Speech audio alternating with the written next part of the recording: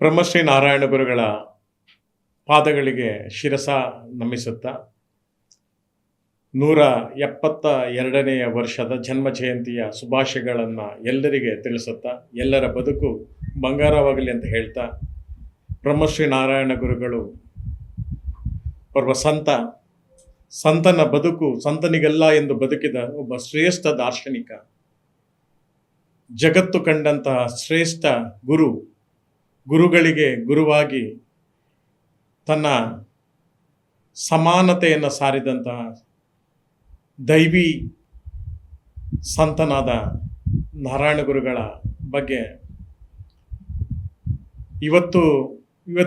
ಅಂದಿನ ಕಾಲಘಟ್ಟದಲ್ಲಿ ಮನುಷ್ಯನನ್ನು ತಿನ್ನುವಂಥ ಆ ಕಾಲಘಟ್ಟದಲ್ಲಿ ನಾನು ನಾರಾಯಣ ಗುರುವಾಗಿ ಪರಿವರ್ತನೆಗೊಂಡು ಜಗತ್ತನ್ನು ಸಮಾನತೆಯ ಮೂಲಕ ಎಲ್ಲರೂ ಒಂದೇ ಎಂದು ಸಾರಿದ ಮಹಾನ್ ಸಂತ ಇವತ್ತು 172 ವರ್ಷಗಳ ನಂತರವೂ ಕೂಡ, ಅಂದರೆ 1/3 ಶತಮಾನದ ನಂತರವೂ ಕೂಡ ಒಬ್ಬ ಮನುಷ್ಯನನ್ನು ನಾವು ನೆನೆಯುತ್ತೇವೆ ಅಂತ ಹೇಳಿದರೆ ಅವರ ತತ್ವ ಆದರ್ಶ ಅಥವಾ ಆ ತತ್ವದ ಹಿಂದಿರುವಂತಹ ಮಾನವೀಯ ಸಂದೇಶಗಳು, ಮಾನವೀಯ ಮೌಲ್ಯಗಳನ್ನು ಸಾರುವಂತಹ ಇವತ್ತಿನ ಕಾಲಘಟ್ಟಕ್ಕೆ, ಇವತ್ತಿನ ಯುವಜನತೆಗೆ ಅದು 172 ವರ್ಷಗಳ ನಂತರವೂ ಕೂಡ ಪ್ರೇರಣಾದಾಯಕವಾಗಿದೆ. ಇದು ಪ್ರೇರಣಾದಾಯಕವಾಗಿದೆ ಮಾತ್ರವಲ್ಲ, ಅದು ನಿತ್ಯ ಅನುಷ್ಠಾನಕ್ಕೆ ಬರುವಂತಹ ಕೆಲಸಗಳು ಆಗಬೇಕು ಅಂತ ಆಶಯದಿಂದ ನಾರಾಯಣ ಗುರುಗಳ ಬಗ್ಗೆ ಒಂದೆರಡು ಮಾತುಗಳನ್ನು ಮಾತಾಡ್ತಾ ಇದ್ದೇನೆ. 1856 ಇಸವಿಯಲ್ಲಿ ಕುಟ್ಟಿ ಅಮ್ಮೋಳ್ ಮಾಡರ್ನ್ ಆಶನ್ ದಂಪತಿಗಳ 4ನೆಯ ಮಗುವಾಗಿ ಈ ಜಗತ್ತಿಗೆ ಸಿಂಹ ಮಾಸದ ಶತಾಭಿಷ ನಕ್ಷತ್ರದಂದು ನಾರಾಯಣ ಗುರುಗಳು ಜನಿಸಿದರು. ಸ್ವಂತ ಅವರ ತಂದೆ ಮಾಡರ್ನ್ ಆಶನ್ ಜ್ಯೋತಿಷ್ಯದ ಪಂಡಿತರಾಗರಿಂದ ಮಗು ಹುಟ್ಟುವಾಗ ಅಳಲಿಲ್ಲ ಅಂತೆ. ಮಗು ಯಾಕೆ ಅಳಲಿಲ್ಲ ಅಂತ ಅವರ ಜಾತಕವನ್ನು ವಿಮರ್ಶೆ ಮಾಡುವಾಗ ಅವರಿಗೆ ಕಂಡು ಬಂತು, ಜಗತ್ತಿನ ಕಣ್ಣೀರನ್ನು ಒರೆಸಲು ಜನ್ಮ ತಾಳಿದಂತಹ ಈ ವ್ಯಕ್ತಿತ್ವ, ಅದಕ್ಕಾಗಿ ಹುಟ್ಟುವಾಗ ಅಳಲಿಲ್ಲ, ಅಳುವ ಕಣ್ಣುಗಳ ನೀರನ್ನು ಒರೆಸಲು ಇವರು ಜನ್ಮ ತಾಳಿದ್ದಾರೆ, ಜಗತ್ತಿನ ಉದ್ಧಾರಕ್ಕಾಗಿ ಇವರು ಜನ್ಮ ತಾಳಿದ್ದಾರೆ ಎಂಬ ಅವರ ಸ್ವಂತ ತಂದೆ ಅವರ ಜಾತಕವನ್ನು ಹಿಡಿದು ನುಡಿದಿದ್ದಾರಂತೆ. ಅಂದು ನಾರಾಯಣ ಎಂಬ ನಾಮಾಂಕಿತದಿಂದ ನಾನು ಎಂದು ಕರೆಯುತ್ತಾ ಬಾಲ್ಯದಿಂದ ಯೌವನಕ್ಕೆ ಬರುವಾಗ ಜಗತ್ತಿನಲ್ಲಿದ್ದಂಥ ಆ ಕೇರಳ ಪರಿಸರದಲ್ಲಿದ್ದಂಥ ವ್ಯವಸ್ಥೆಗಳನ್ನು, ಅಂದರೆ ಒಮ್ಮೆ ಸ್ವಾಮಿ ವಿವೇಕಾನಂದರು ಕೇರಳಕ್ಕೆ ಭೇಟಿ ನೀಡಿದ್ರಂತೆ. ಅಲ್ಲಿನ ವ್ಯವಸ್ಥೆಗಳು, ಆ ಅಸ್ಪೃಶ್ಯತೆ, ಆ ಸ್ತ್ರೀ ಶೋಷಣೆ ಅಥವಾ ಬಾಲ್ಯ ವಿವಾಹ ಅಂತ ಶೋಷಿತ ವರ್ಗಗಳ ಮೇಲಿರುವಂಥ ದೌರ್ಜನ್ಯಗಳನ್ನು ನೋಡಿ ಸ್ವಾಮಿ ವಿವೇಕಾನಂದರು ಹೇಳಿದರು, ಕೇರಳ ಒಂದು ಹುಚ್ಚರ ಆಸ್ಪತ್ರೆ ಅಂತ. ಆದರೆ ಈ ಹುಚ್ಚಾಟವನ್ನು ಅಳಿಸಲು ಒಬ್ಬ ದಾರ್ಶನಿಕ ಖಂಡಿತವಾಗಿಯೂ ನೆಲದಲ್ಲಿ ಹುಟ್ಟಿ ಬರುತ್ತಾನೆ ಎಂದು ಅಂದು ಭವಿಷ್ಯ ನುಡಿದಿದ್ರು. ಅದು 1856ರಲ್ಲಿ ಅದು ನಿಜವಾಯಿತು. ಬ್ರಹ್ಮಶ್ರೀ ನಾರಾಯಣ ಗುರುಗಳು ಈ ಎಲ್ಲ ಮೌಢ್ಯಗಳನ್ನು, ಮೂಢನಂಬಿಕೆಗಳನ್ನು, ಅಸ್ಪೃಶ್ಯತೆಗಳನ್ನು, ಅಸಮಾನತೆಗಳನ್ನು ನೋಡಿ ಇದನ್ನು ಹೇಗಾದರೂ ನಾವು ಮೆಟ್ಟಿ ನಿಲ್ಲಬೇಕು, ಆ ಮೂಲಕ ಸಮಾಜವನ್ನು ಒಟ್ಟುಗೂಡಿ ಸಮಾಜ ಏಕಮಾನ್ಯತೆಯಲ್ಲಿ ಬದುಕಬೇಕು, ಎಲ್ಲರೂ ಸಮಾನರು ಒಂದು ದೊಡ್ಡ ಸಂದೇಶವನ್ನು ಕಂಡುಕೊಂಡು ಅದರ ಬಗ್ಗೆ ಒಂದು ವ್ಯವಸ್ಥೆ ಏನಾದರೂ ಈ ಸಮಾಜಕ್ಕೆ ನಾವು ಮಾಡಬೇಕು ಅಂತ ಹೊರಟಂಥ ನಾರಾಯಣ ಗುರುಗಳು ಎಲ್ಲ ಗುರುಗಳಂತೆ ಕೂಡ ಇವರು ತತ್ವ ಸಂದೇಶಗಳನ್ನು ಬೋಧಿಸಿದರು.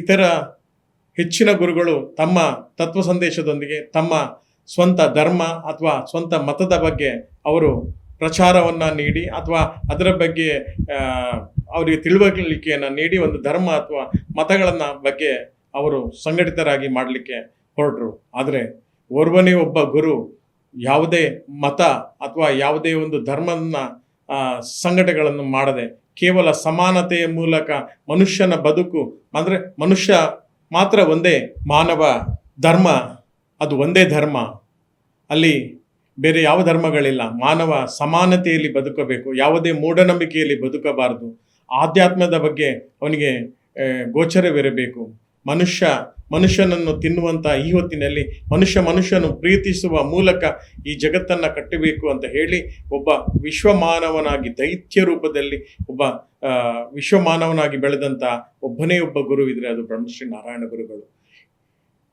ಇಂದಿನ ಕಾಲಘಟ್ಟದಲ್ಲಿ ನಾವು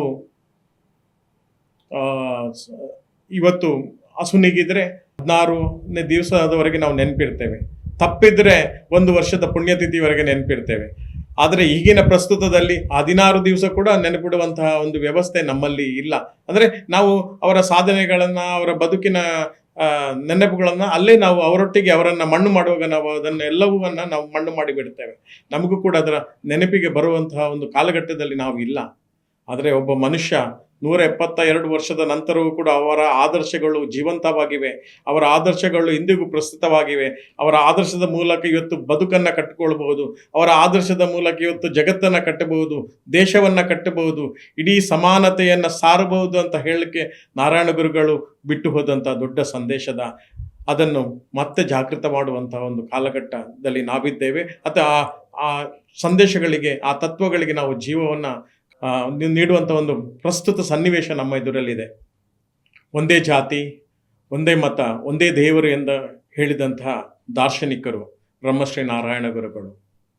ಕೇರಳದ ಈ ಎಲ್ಲ ವ್ಯವಸ್ಥೆಗಳನ್ನು ನೋಡಿ, ಅಸ್ಪೃಶ್ಯತೆಗಳನ್ನು ನೋಡಿ, ಅಸಮಾನತೆಗಳನ್ನು ನೋಡಿ ಬ್ರಹ್ಮಶ್ರೀ ನಾರಾಯಣ ಗುರುಗಳು ಅವರು ಗುಹೆಯಲ್ಲಿ ಮರುತ್ವ ಮಲೆ ಎಂಬ ಗುಹೆಯಲ್ಲಿ ತಪಸ್ಸನ್ನು ಮಾಡಿ ಅಲ್ಲಿ ಅವರಿಗೆ ಜ್ಞಾನಸಿದ್ಧಿಯಾಗಿ ಅವರು ಸಮಾನತೆಯನ್ನು ಸಾರುವುದರ ಮೂಲಕ ಮನುಷ್ಯರೊಂದಿಗೆ ನಾನು ಬಾಳಬೇಕು, ಎಲ್ಲಿ ನಾವು ಕಳ್ಕೊಂಡಿದ್ದೇವೋ ಅಲ್ಲಿಯೇ ನಾವು ಅದನ್ನು ಪಡ್ಕೊಳ್ಬೇಕೆಂಬ ದೊಡ್ಡ ಸಿದ್ಧಾಂತವನ್ನು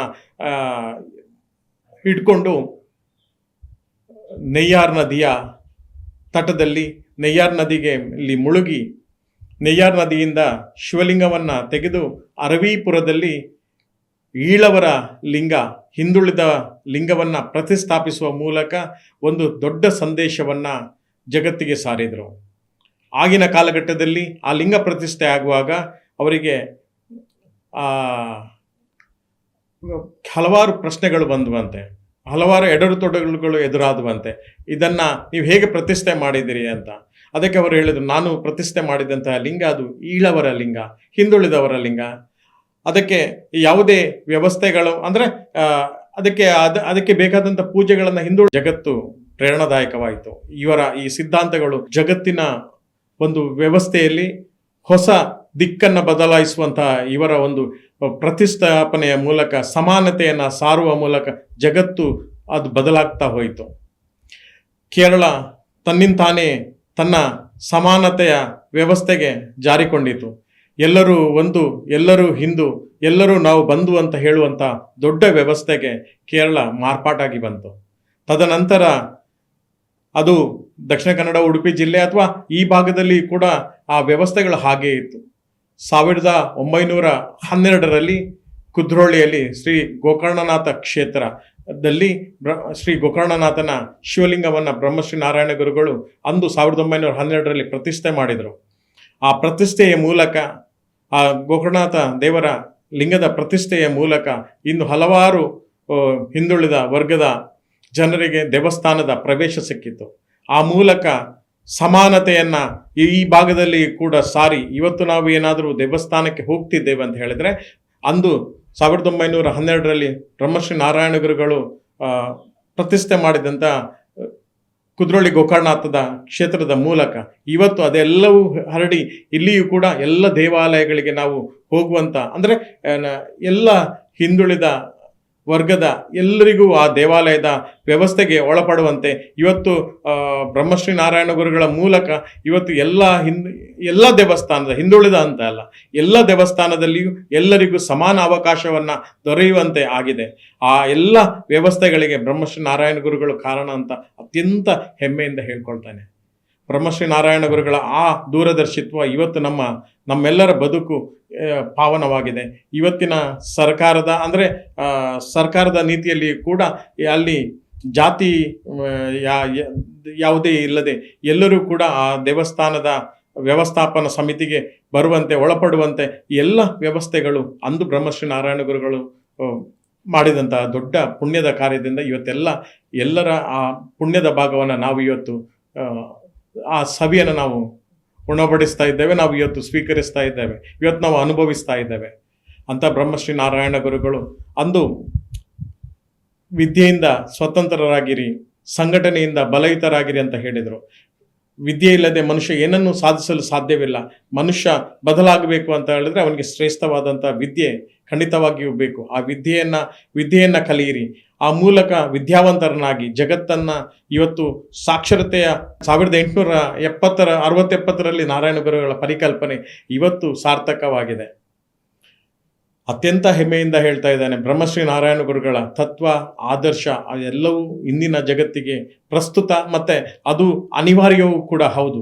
ಮನುಷ್ಯ ನಾವು ಪ್ರೀತಿಯಿಂದ ಬದುಕಬೇಕು, ಪ್ರೀತಿಯಿಂದ ದೇಶ ಕಟ್ಟಬೇಕು, ಪ್ರೀತಿಯಿಂದ ದೇಶ ಕಟ್ಟಬಹುದು ಎಂಬುದಕ್ಕೆ ಬ್ರಹ್ಮಶ್ರೀ ನಾರಾಯಣ ಗುರುಗಳು ನೀಡಿದಂಥ ಅಂದಿನ ಆದರ್ಶ ಇವತ್ತು ಬಹಳ ಪ್ರಸ್ತುತವಾಗಿದೆ. ಇವತ್ತೆಲ್ಲ ನಾವೆಲ್ಲ ಒಂದು ಅಂತ ಹೇಳುವುದು ಖಂಡಿತವಾಗಿಯೂ ಬ್ರಹ್ಮಶ್ರೀ ನಾರಾಯಣ ಗುರುಗಳ 172 ವರ್ಷದ ಹಿಂದೆ 150 ವರ್ಷದ ಹಿಂದಿನ ದೊಡ್ಡ ವಿಷನ್, ಆ ಒಂದು ದೂರದರ್ಶಿತ್ವ ಇಲ್ಲದಿದ್ದರೆ ಖಂಡಿತವಾಗಿಯೂ ಇವತ್ತು ನಾವು ಈ ರೀತಿಯ ಜೀವನವನ್ನು ನಾವು ಅನುಭವಿಸುತ್ತಿದ್ದೇವೆ, ಆಸ್ವಾದಿಸುತ್ತಿದ್ದೇವೆ, ಆನಂದಿಸುತ್ತಿದ್ದೇವೆ ಇದಕ್ಕೆಲ್ಲವೂ ಕಾರಣ ಬ್ರಹ್ಮಶ್ರೀ ನಾರಾಯಣ ಗುರುಗಳ ಕೃಪೆ ಅಂತ ಘಂಟಾಘೋಷವಾಗಿ ಹೇಳ್ತೇನೆ. ಬ್ರಹ್ಮಶ್ರೀ ನಾರಾಯಣ ಗುರುಗಳು ಅಂದು ಅರವೀಪುರದಲ್ಲಿ ಶಿವಲಿಂಗವನ್ನು ಪ್ರತಿಷ್ಠಾಪಿಸಿದ ನಂತರ ಬ್ರಹ್ಮಶ್ರೀ ನಾರಾಯಣ ಗುರುಗಳ ದ್ವೈತ ಸಿದ್ಧಾಂತದ ವ್ಯವಸ್ಥೆಯಲ್ಲಿ ಅವರು ಅಂದರೆ ದ್ವೈತ ಸಿದ್ಧಾಂತದ ಮೂಲಕ ಆ ವ್ಯವಸ್ಥೆಗಳನ್ನು ಮಾಡಿದರು. ತದನಂತರ ಅವರ ಸಿದ್ಧಾಂತಗಳೇ ಬೇರೆ ಇತ್ತು. ದ್ವೈತದಿಂದ ಅದ್ವೈತದ ಕಡೆಗೆ, ಅದ್ವೈತದಿಂದ ಪೂರ್ಣ ಅದ್ವೈತದ ಕಡೆಗೆ ಹೋಗುವಂಥ ಒಂದು ಕಲ್ಪನೆ ಅವರ ದೇವಸ್ಥಾನದ ಪ್ರತಿಷ್ಠೆಯಲ್ಲಿಯೂ ಕೂಡ ಕಂಡುಬಂತು. ಕೇವಲ ಶಿವಲಿಂಗವನ್ನು ಪ್ರತಿಷ್ಠಾಪಿಸಿ ನಂತರದ ದಿನಗಳಲ್ಲಿ ಅವರು ದೀಪವನ್ನು ಪ್ರಜ್ವಲಿಸಿ ಗುಡಿಯ ಒಳಗೆ, ಗರ್ಭಗುಡಿಯ ಒಳಗೆ ಕೇವಲ ಒಂದು ದೀಪವನ್ನು ಇಡುವುದರ ಮೂಲಕ, ದೀಪವನ್ನು ಪ್ರತಿಷ್ಠೆ ಮಾಡುವುದರ ಮೂಲಕ ದೇವರನ್ನು ದೀಪದಲ್ಲಿ ಕಾಣುವಂತೆ ಮಾಡಿದರು. ತದನಂತರದ ಮುಂದಿನ ಹೆಜ್ಜೆಯಲ್ಲಿ ದೀಪದ ಬದಲಿಗೆ ಕನ್ನಡಿಯನ್ನು ಪ್ರತಿಷ್ಠಾಪಿಸಿದರು. ಕನ್ನಡಿಯನ್ನು ಪ್ರತಿಷ್ಠಾಪಿಸಿದಾಗ ಅವರ ಭಕ್ತರು ಅಥವಾ ಸಮಾಜ ಅಥವಾ ಜನರು ಕೇಳಿದರು ಅವ್ರ ಜೊತೆ, ಕನ್ನಡಿ ಯಾಕೆ ಸ್ವಾಮೀಜಿ ಅಂತ. ಕನ್ನಡಿಯಲ್ಲಿ ಏನು ಕಾಣುತ್ತದೆ ಕೇಳಿದರೆ, ಕನ್ನಡಿಯಲ್ಲಿ ನನ್ನ ಪ್ರತಿಬಿಂಬವಾಗಿ ಕಾಣ್ತಾ ಇದೆ. ಅದರ ಅರ್ಥ ತತ್ವಮಸಿ, ನಾನೇ ಪರಮಾತ್ಮ, ಆತ್ಮನೇ ಪರಮಾತ್ಮ ಎಂಬ ದೊಡ್ಡ ಸಿದ್ಧಾಂತವನ್ನು ಈ ಜಗತ್ತಿಗೆ ಕೊಟ್ಟರು. ಆದಿಶಂಕರಾಚಾರ್ಯರ ನಂತರದ ಒಂದು ಅವತಾರ, ಆದಿಶಂಕರಾಚಾರ್ಯರ ಅವತಾರವೇ ಬ್ರಹ್ಮಶ್ರೀ ನಾರಾಯಣ ಗುರುಗಳ ಅವತಾರ ಅಂತ. ಅಂದರೆ ಆದಿಶಂಕರಾಚಾರ್ಯರ ಪೂರ್ಣ ಅದ್ವೈತದ ಸಿದ್ಧಾಂತವನ್ನು ನಾರಾಯಣ ಗುರುಗಳು ಪ್ರತಿಪಾದನೆ ಮಾಡುತ್ತಾ ಅದಕ್ಕೆ ಪೂರ್ಣವನ್ನು ಕೊಟ್ಟಿದ್ದಾರೆ ಅಂತ ಇಂದಿಗೂ ಕೂಡ ಅದು ದೊಡ್ಡ ಸಾಕ್ಷಿ. ಆ ದೇವಸ್ಥಾನಗಳು ಕೂಡ ಇಂದಿಗೂ ಕೂಡ ಹಾಗೇ ಇದೆ. ಮನುಷ್ಯನಲ್ಲಿ ದೈವತ್ವವನ್ನು ಕಾಣುವಂಥ ವ್ಯವಸ್ಥೆ ಈ ಬ್ರಹ್ಮಶ್ರೀ ನಾರಾಯಣ ಗುರುಗಳು ಅಂದು 1928ರಲ್ಲಿ ಅವರು ಶಿವಪಾದವನ್ನು ಸೇರಿದರೂ ಕೂಡ ಇಂದಿಗೂ ಕೂಡ ಅವರ ತತ್ವ ಆದರ್ಶಗಳು ತುಂಬ ನಿತ್ಯ ನೂತನವಾಗಿದೆ. 198 ವರ್ಷಗಳ ತೀರಿ ಹೋದರೂ 98 ವರ್ಷಗಳ ನಂತರವೂ ಅವರ ಸಂದೇಶಗಳು, ಆದರ್ಶಗಳು, ಆ ಒಂದು ಪರಿಕಲ್ಪನೆಗಳು ಇಂದಿಗೂ ಜೀವಂತವಾಗಿದೆ. ಒಂದು ಮನುಷ್ಯ 172 ವರ್ಷದ ನಂತರವೂ ನೆನಪಿಗೆ ಬರ್ತಾರಂತ ಹೇಳಿದರೆ, ಅವರ ಆದರ್ಶಗಳು ಇಂದಿಗೂ ಜೀವಂತ ಅಂತ ಹೇಳಿದರೆ, ಅವರ ಚಿಂತನೆಗಳು ಇಂದಿಗೂ ಸತ್ಯ ಅಂತ ಹೇಳಿದರೆ, ಇಂದಿಗೂ ಆ ಜೀವಂತ ಸತ್ಯಗಳು, ಅವರ ಆದರ್ಶಗಳು ಇಂದಿನ ಈ ಜನಾಂಗಕ್ಕೆ, ಮುಂದಿನ ಭವಿಷ್ಯಕ್ಕೆ ಅದು ಪರಿಪೂರ್ಣತೆಯನ್ನು ಖಂಡಿತವಾಗಿ ಕೊಡುತ್ತದೆ ಅಂತ ಹೇಳಿದರೆ, ನಾವು ಇದನ್ನು ನಮ್ಮ ಬದುಕಿನೊಳಗೆ ನಾವು ಅನುಭವಿಸಬೇಕು. ನಾವು ಅದನ್ನು ಪರಿಗಣನೆಗೆ ತಗೊಂಡು ನಮ್ಮ ಬದುಕಿನಲ್ಲಿ ಅಳವಡಿಸಬೇಕು. ಆಗ ಒಂದು ಸ್ವಾಸ್ಥ್ಯ ಸಮಾಜದ ನಿರ್ಮಾಣ ಆಗ್ತದೆ, ಒಂದು ಸಮಾನತೆಯ ಸಮಾಜ ನಿರ್ಮಾಣ ಆಗ್ತದೆ. ಬದುಕುವುದು ಹೇಗೆ ಎಂದು ಬ್ರಹ್ಮಶ್ರೀ ನಾರಾಯಣ ಗುರುಗಳು ಹೇಳಿಕೊಟ್ಟಿದ್ದಾರೆ. ಬದುಕಿದ್ದೇವೆ ಹೀಗೆ ಎಂದು ನಾವು ಅದನ್ನು ಪ್ರತಿಪಾದನೆ ಮಾಡಿ ಬ್ರಹ್ಮಶ್ರೀ ನಾರಾಯಣ ಗುರುಗಳಿಗೆ ನಾವೇನಾದರೂ ಒಂದು ಗುರು ಕಾಣಿಕೆಯನ್ನು ನೀಡುವುದಾದರೆ, ನಾವು ಅವರಂತೆ ಅವರು ಹೇಳಿದಂತೆ ನಾವು ಬದುಕಿದ್ದೇವೆ ಅಂತ ಒಂದು ದೊಡ್ಡ ಸಂದೇಶವನ್ನು ಬ್ರಹ್ಮಶ್ರೀ ನಾರಾಯಣ ಗುರುಗಳಿಗೆ ಆ ಕಾಣಿಕೆಯನ್ನು ಇಟ್ಟರೆ, ಅಲ್ಲಿ ಗುರು ಕಾಣಿಕೆ ಮಾತ್ರವಲ್ಲ, ಈ ದೇಶ ಕಾಣುವಂತಹ ಒಂದು ಸಮಾನತೆಯ ಸಂದೇಶದ ಒಂದು ಅವರೇನು ಜ್ಞಾನದ ಮೂಲಕ ಜಗತ್ತನ್ನು ಕಟ್ಟಬಹುದು, ಅಥವಾ ಜ್ಞಾನದ ಮೂಲಕ ಅವರು ಹೇಳಿದ ಜಗತ್ತು ಈ ದೇಶವನ್ನು ನಾವು ಕಟ್ಟಬಹುದು ಅಂತಹ ದೊಡ್ಡ ಸಂದೇಶಗಳಿಗೆ ನಾವೆಲ್ಲ ಆವಿರ್ಭೂತರಾದರೆ ಖಂಡಿತವಾಗಿಯೂ ಈ ದೇಶ ಜ್ಞಾನ ಸಂಪತ್ತಾಗಿ, ಮಾನವ ಸಂಪತ್ತಾಗಿ ಖಂಡಿತವಾಗಿ ಮಾರ್ಪಡುತ್ತದೆ. ಈ ದೇಶ ಕೇವಲ ಜನಸಂಖ್ಯೆಯಲ್ಲಿ ಅತ್ಯಂತ ಹೆಚ್ಚು ಇದ್ದರೂ ಕೂಡ ಜನಸಂಖ್ಯೆ ನಮ್ಮ ದೇಶದ ಆಸ್ತಿ ಖಂಡಿತವಾಗಿ ಮಾಡಬಹುದು. ಬ್ರಹ್ಮಶ್ರೀ ನಾರಾಯಣ ಗುರುಗಳ ತತ್ವವನ್ನು ನಾವು ಅಳವಡಿಸಿಕೊಂಡ್ರೆ ಖಂಡಿತವಾಗಿ ಈ ದೇಶವನ್ನು ಒಂದು ಶಾಂತಿಯುತವಾದ ದೇಶ, ಒಂದು ಸಮಾನತೆಯ ದೇಶ, ಒಂದು ಜ್ಞಾನಯುತವಾದ ದೇಶ, ಅಥವಾ ಒಂದು ದೇಶ ಇದ್ದರೆ ದೇಶಕ್ಕೆ ಒಂದು ಪರಿಪೂರ್ಣ ಜೀವವನ್ನು ಬ್ರಹ್ಮಶ್ರೀ ನಾರಾಯಣ ಗುರುಗಳ ತತ್ವವನ್ನು ಅಳವಡಿಸಿಕೊಂಡ್ರೆ, ಪ್ರತಿಯೊಬ್ಬ ಭಾರತೀಯನು ಇದನ್ನು ಅಳವಡಿಸಿಕೊಂಡ್ರೆ ನಾವೆಲ್ಲ ಹಿಂದೂ ಅಂತ ಖಂಡಿತವಾಗಿಯೂ ಆತ್ಮಗೌರವದಿಂದ ಹೇಳ್ಕೊಳ್ಳೋಕ್ಕಾಗತ್ತೆ ಅಂತ ಹೇಳ್ತಾ, ಬ್ರಹ್ಮಶ್ರೀ ನಾರಾಯಣ ಗುರುಗಳ ತತ್ವ ಈ 172 ವರ್ಷಕ್ಕೆ ಅಲ್ಲ, ಇನ್ನು 1000 ವರ್ಷ ಹೋದರೂ ಇದು ಸತ್ಯ, ನಿರಂತರ, ನಿತ್ಯ ನೂತನವಾಗಿ ಇರುತ್ತದೆ. ಈ ಎಲ್ಲ ವ್ಯವಸ್ಥೆಗಳನ್ನು ನಾವು ಮಾತ್ರ ನಮ್ಮ ಬದುಕಿನಲ್ಲಿ ಅಳವಡಿಸಿಕೊಳ್ಳುವುದಲ್ಲ, ನಮ್ಮ ಮುಂದಿನ ಜನಾಂಗಕ್ಕೆ ನಾವು ಅವರಿಗೆ ನಾವು ಬೋಧನೆಯನ್ನು ಮಾಡದಿದ್ದರೆ, ಅದನ್ನು ಅಳವಡಿಸದಿದ್ದರೆ ಜಗತ್ತು ಖಂಡಿತವಾಗಿಯೂ ನಿಲ್ಲುವುದಿಲ್ಲ. ಜಗತ್ತಿನ ಹೊರದೇಶದ ವ್ಯವಸ್ಥೆ ನೋಡಿದರೆ ಅಲ್ಲಲ್ಲಿ ಯುದ್ಧಗಳು ಆಗ್ತಾ ಇದೆ. ಎಲ್ಲ ಯುದ್ಧಗಳನ್ನು ವ್ಯವಸ್ಥೆಗಳನ್ನು ನೋಡಿದರೆ ಭಾರತ ಇವತ್ತು ತಕ್ಕ ಮಟ್ಟಿಗೆ ಶ್ರೀಮಂತವಾಗಿದೆ. ಎಲ್ಲ ಖಾಲಿ ನಮ್ಮ ದೇಶ ಮಾತ್ರ ಒಂದು ಪ್ರೀತಿಯಿಂದ ಬದುಕುವ ಪರಿಕಲ್ಪನೆಯಲ್ಲ, ಇಡೀ ಜಗತ್ತಿಗೆ ನಾರಾಯಣ ಗುರುಗಳು ಬೋಧಿಸಿದಂಥ ತತ್ವ ಸಿದ್ಧಾಂತ ನಿತ್ಯ ನೂತನ. ಇಡೀ ಜಗತ್ತಿದ್ದನ್ನು ಅನುಸರಿಸಿದರೆ ಒಂದು ವಸುಧೈವ ಕುಟುಂಬಕಂ ಅಂದರೆ ಇಡೀ ವಿಶ್ವವೇ ಒಂದು ಕುಟುಂಬ ಅಂತ ಪರಿಕಲ್ಪನೆ ಆ ಒಂದು ದೊಡ್ಡ ವಾಕ್ಯಕ್ಕೆ ಪರಿಪೂರ್ಣತೆಯನ್ನು ಕಂಡುಕೊಳ್ಳುತ್ತೆ. ಜಗತ್ತು ಪ್ರೀತಿಯಿಂದ, ಸ್ನೇಹದಿಂದ ಬದುಕುತ್ತದೆ. ಜಗತ್ತು ಒಂದು ದೊಡ್ಡ ವ್ಯವಸ್ಥೆಯಲ್ಲಿ ಮಾರ್ಪಡುತ್ತದೆ. ಜಗತ್ತು ಒಂದು ಪೂರ್ಣತೆಯನ್ನು ಖಂಡಿತವಾಗಿ ಕಂಡುಕೊಳ್ಳುತ್ತೆ. ಅದಕ್ಕೆ ನಾರಾಯಣ ಗುರುಗಳ ತತ್ವ ಆದರ್ಶಗಳೇ ಸಾಕ್ಷಿ. ಇದನ್ನು ನಾವು ಮತ್ತೆ ಮತ್ತೆ ಹೇಳ್ತಾ ಇದ್ದೇವೆ. ಬ್ರಹ್ಮಶ್ರೀ ನಾರಾಯಣ ಗುರುಗಳ ಇಂದಿಗೂ ಕೂಡ ಅವರ ಮರುತ್ವಮಲೆಯಲ್ಲಿ ಮಾಡಿದ ಆ ಗುಹೆಯ ತಪಸ್ಸಿನ ಜಾಗ, ಅವರು ಪ್ರತಿಷ್ಠಾಪಿಸಿದ ಹಲವಾರು ದೇವಸ್ಥಾನಗಳು, ಅಥವಾ ಶಾರದಾ ದೇವಿಯ ದೇವಸ್ಥಾನ, ವರ್ಕಳದಲ್ಲಿರುವ ಶಿವಗಿರಿಯಲ್ಲಿರುವ ಶಾರದಾ ದೇವಿಯ ದೇವಸ್ಥಾನ, ಅದಲ್ಲದೆ ಅವರನ್ನು ಸಮಾಧಿ ಮಾಡಿದಂತಹ ಸ್ಥಳ ಶಿವಗಿರಿಯಲ್ಲಿದೆ. ಅಲ್ಲಿ ಹೋಗುವಾಗ ಅಲ್ಲಿನ ಹಲವಾರು ಗಣ್ಯರು, ಪ್ರಧಾನಮಂತ್ರಿಗಳೆಲ್ಲ ಬಹಳ ಸಂತಸಪಟ್ಟಿದ್ದಾರೆ. ಈಗಲೂ ಕೂಡ ಅದು ಜೀವಂತವಿರುವಂತಹ ಒಂದು ಭಾವ ನಮ್ಮಲ್ಲಿ ಬರ್ತದೆ. ಯಾರೆಲ್ಲ ಶಿವಗಿರಿಗೆ ಹೋಗಿಲ್ಲ ಅಂತ ಶಿವಗಿರಿಯ ಜಾಗಕ್ಕೆ ಹೋಗಿ ನಾರಾಯಣ ಗುರುಗಳ ಆಶೀರ್ವಾದವನ್ನು ಪಡ್ಕೊಳ್ಬೇಕು. ಅಂಥ ಮಹಾನ್ ಸಂತನ ಜೀವನ ನಮ್ಮದಾಗಬೇಕು. ಬದುಕು ಕೇವಲ ಇವತ್ತು ಬದುಕಿ ನಾಳೆ ಸಾಯುವುದಲ್ಲ, ನಮ್ಮ ಬದುಕು ಬರೆದಿಡುವ ಪುಸ್ತಕವಾಗಬೇಕು. ಕೇವಲ ನಾರಾಯಣ ಗುರುಗಳನ್ನು ಇವತ್ತು 172 ವರ್ಷಗಳ ನಂತರವೂ ನಾವು ಕೂಡ ಅವರನ್ನು ನೆನೆಯುತ್ತೇವೆ. ಅಟ್ಲೀಸ್ಟ್ ನಾವು ಒಂದು ಶತಮಾನಕ್ಕೆ ನಮ್ಮ ಹೆಸರು ಚಿರಸ್ಥಾಯಿಯಾಗಿ, ನಮ್ಮ ಕೆಲಸ ಚಿರಸ್ಥಾಯಿಯಾಗಿ ಉಳಿಯುವಂಥ ವ್ಯವಸ್ಥೆಗೆ ನಾವು ಖಂಡಿತವಾಗಿಯೂ ಯುವಕರು, ಅತ್ಯಂತ ಹೆಚ್ಚಿನ ಯುವಕರನ್ನು ಪಡೆದಂಥ ದೇಶ ನಮ್ಮದು. ಈ ದೇಶದಲ್ಲಿ ಹುಟ್ಟಿದ್ದೆ, ಈ ಕಾಲಘಟ್ಟದಲ್ಲಿ ಹುಟ್ಟಿದೆ ನಮ್ಮ ಭಾಗ್ಯ ಅಂತ ದೊಡ್ಡ ಯುವ ಪಡೆಯನ್ನು ಹೊಂದಿದಂಥ ನಮ್ಮ ದೇಶದ ಎಲ್ಲ ಯುವಕರು ಇಂಥ ದೊಡ್ಡ ದಾರ್ಶನಿಕನ ಆದರ್ಶಗಳ ಮೈಗೂಡಿಸಿದರೆ ಜಗತ್ತನ್ನು ಖಂಡಿತವಾಗಿಯೂ, ಇಡೀ ಜಗತ್ತು ಭಾರತದಂತ ತಿರುಗಿ ನೋಡುವಂಥ ವ್ಯವಸ್ಥೆ, ಭಾರತ ಖಂಡಿತವಾಗಿಯೂ ಬದಲಾದ ಭಾರತ, ಬಲಿಷ್ಠವಾದ ಭಾರತ, ಸ್ನೇಹಪರವಾದ ಭಾರತ, ಅಥವಾ ಭಾರತದ ಬಗ್ಗೆ ಹೇಳೋದಾದರೆ ಭಾರತದ ಒಂದು ಭವ್ಯ ಭೂಪಟದಲ್ಲಿ ತಮ್ಮೆಲ್ಲರ ಹೆಸರು ಚಿರಸ್ಥಾಯಿಯಾಗಿ ಉಳಿಯಲಿ. ಬ್ರಹ್ಮಶ್ರೀ ನಾರಾಯಣ ಗುರುಗಳ ಶತಶತಮಾನದ ಕೊಡುಗೆ ನಮ್ಮ ಬದುಕು ಅಟ್ಲೀಸ್ಟ್ ಒಂದು ಶತಮಾನಕ್ಕೆ ಆದರೂ ಉಳಿದುಕೊಳ್ಳಲಿ. ಬ್ರಹ್ಮಶ್ರೀ ನಾರಾಯಣ ಗುರುಗಳ ತತ್ವ ಆದರ್ಶ ನಿತ್ಯ ನೂತನ, ನಿತ್ಯ ನಿರಂತರವಾಗಿ ಇರಲಿ. ಈ ಜಗತ್ತನ್ನು ಕೇವಲ ಭಾರತ ದೇಶವಲ್ಲ, ಇಡೀ ಜಗತ್ತನ್ನು ಬದಲಾಯಿಸುವ ಶಕ್ತಿ ಅದರಲ್ಲಿದೆ. ಇಡೀ ಜಗತ್ತು ಬದಲಾಗಲಿ ಅಂತ ಹೇಳ್ತಾ, ಎಲ್ಲರಿಗೂ ಆ ಶಕ್ತಿಯನ್ನು ಆ ಭಗವಂತ ಕೊಡಲಿ ಅಂತ ಹೇಳ್ತಾ ಎಲ್ಲರಿಗೂ ಶುಭವಾಗಲಿ.